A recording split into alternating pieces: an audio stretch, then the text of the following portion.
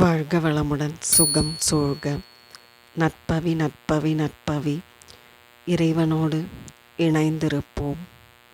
சனிக்கிழமை மற்றும் செவ்வாய்க்கிழமைகளில் ஸ்ரீ ஆஞ்சநேய பெருமானை வழிபட்டு வர நவக்கிரக தோஷங்கள் அனைத்தும் நீக்கி அருள்வார்.